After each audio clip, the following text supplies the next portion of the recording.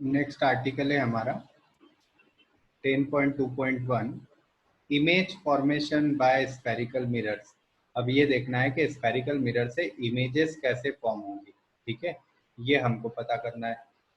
तो you have studied about the image formation by plane mirror. You also know the nature, position and relative size of image formed by them. क्या था ना, क्या होगा nature virtual, position कैसी होगी behind the mirror, और size कैसी होगी सेम साइज होगी। प्लेन मिरर से तीनों चीजें देखी थी ना हमने, आप याद भी रख लीजिए, मैं यहाँ लिख देता हूँ। प्लेन मिरर की कैरेक्टरिस्टिक क्या है? प्लेन मिरर से मिलने वाली इमेज सबसे पहले वर्चुअल होती है। वर्चुअल इमेज हमेशा ही कैसी होती है? इरेक्ट होती है। इरेक्ट मतलब सीधी। थर्ड बात कैसी होती है? लेटरल इन्वर्ट होती है, लेटरली इन्वर्ट, और बिहाइंड द मिरर होती है।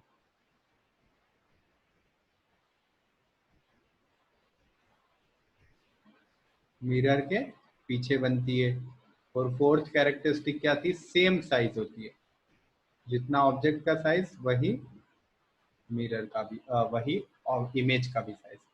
ओके, तो how about the images formed by spherical mirror. अब ये पूछा जा रहा है, how can we locate the image formed by concave mirror for different position of the object?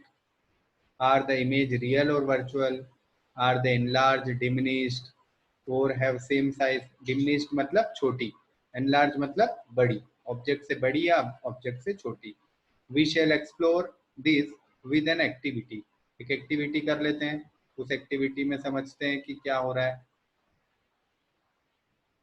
Activity 10.3, you have already learned a way of determining the focal length of concave mirror। किया था ना एक experiment की सन के सामने रख देंगे, उसके सामने एक पेपर शीट रख देंगे, सारी लाइट को फोकस करवाएंगे एक जगह पे, वही activity. So you have seen the sharp bright spot of light you got on paper, in fact the image of sun, the way it was tiny, a real inverted image. You got approximate focal length of concave mirror by measuring the distance of the image from the mirror. ये हमने किया था। Take a concave mirror, find out approximate focal length in the way described above.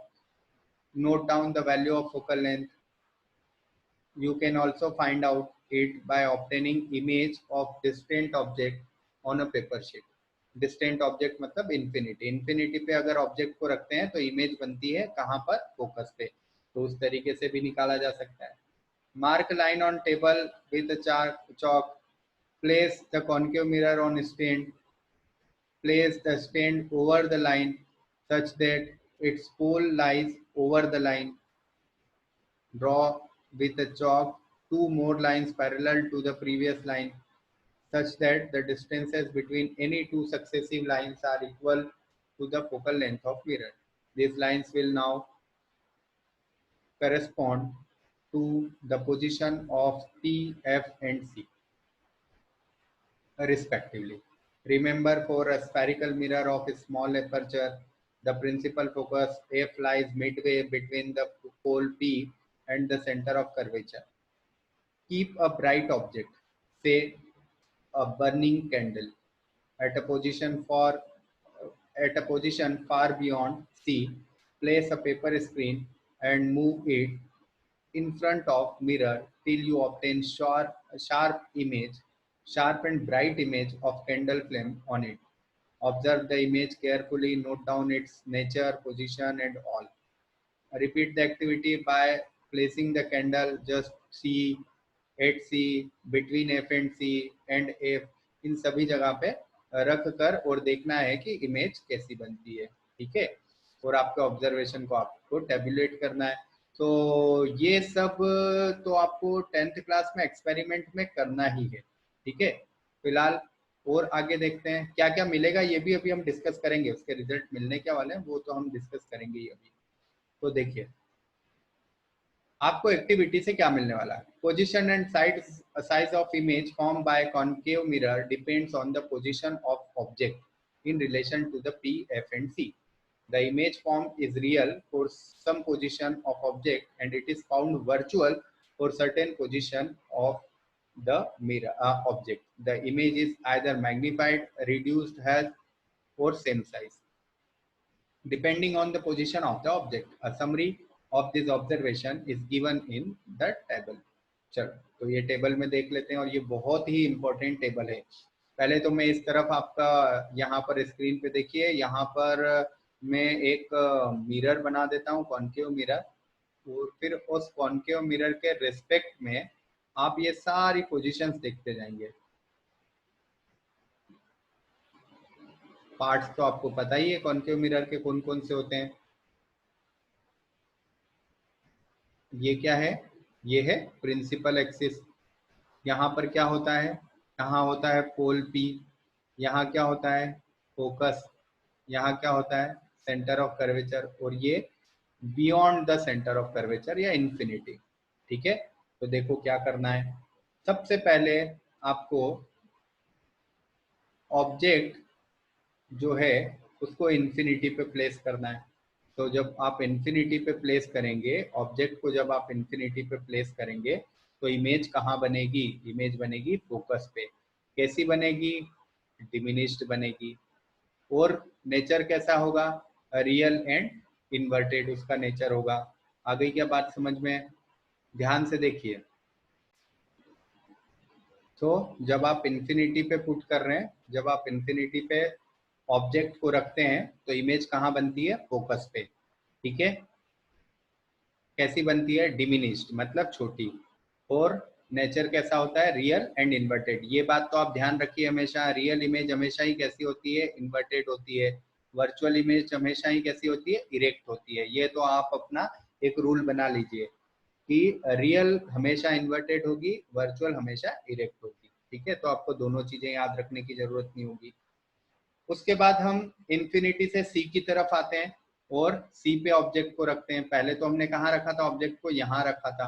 अब कहाँ रख रहे हैं? सी और इंफिनिटी के बीच में। ठीक है, तो कहाँ बनेगी इमेज? पहले बन रही थी आपकी इमेज फोकस पे, इन्वर्टेड बन रही थी ना, फोकस पे बन रही थी इन्वर्टेड। ये आपका फोकस है, तो यहाँ बन रही थी इमेज। फर्स्ट टाइम जब आपने फर्स्ट ऑब्जेक्ट रखा तो ये फर्स्ट इमेज बनी। सेकंड टाइम आपने जब ऑब्जेक्ट रखा तो सेकंड इमेज देखते हैं कहाँ बन रही है? Between F and C, F और सी के बीच में। कैसी बनती है? रियल बनती है। और रियल इमेज हमेशा कैसी होती है? इन्वर्टेड होती है। और कैसी है? डिमिनिश्ड है।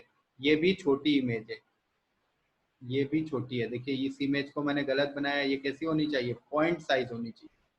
फोकस पे कैसी होगी? पॉइंट साइज होगी। तो पहली इमेज तो आपकी पॉइंट साइज बनी। दूसरा ऑब्जेक्ट यहाँ है, दूसरी इमेज यहाँ पे। तीसरा ऑब्जेक्ट देखते हैं कहाँ पर है।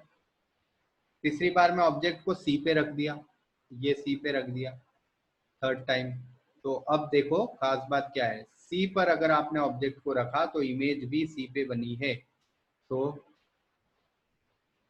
ये इमेज भी सी पे बन गई। उसके बाद ऑब्जेक्ट को आप सी और एफ के बीच में ले गए